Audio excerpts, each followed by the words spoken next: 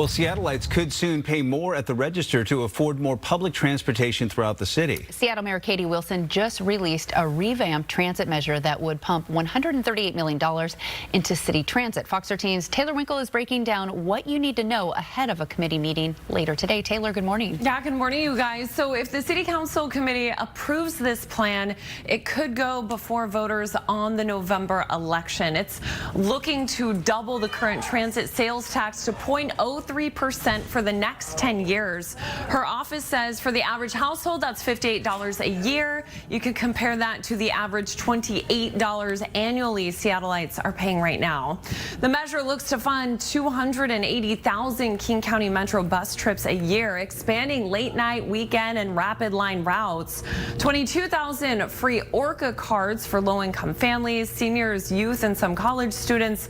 And some of it would also go to funding physical improvements like bus lanes and traffic signals, and up to $8 million a year would go to sound transit staffing specifically for the West Seattle and Ballard Link extensions. Now, the current transit funding is set to expire March of 2027.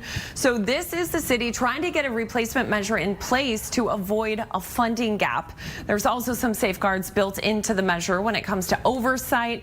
The bill requires King County to make sure Seattle's local tax dollars ad service not allow King County to replace its own baseline funding with Seattle dollars. It would also reserve the right to reduce the sales tax if King County establishes its own countywide transit funding, so you don't get taxed twice. Some council members want to scale the tax back to 0.02% to protect affordability. There's also proposals to shorten the 10-year term. It is slated for right now down to 6. Now, that meeting is scheduled for 5 p.m. at the council chamber in Seattle City Hall. I'll send it back to you.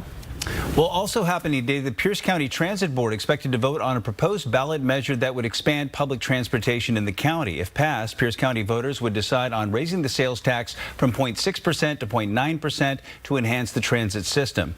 Supporters say it would double the frequency of many existing routes, add new routes, and allow seniors to ride the bus for free. Ahead of today's vote, community members and speakers from the Transportation Choices Coalition will hold a press conference to talk about the measure, and that will be held at the Pierce Transit Training Center at 3:30 p.m.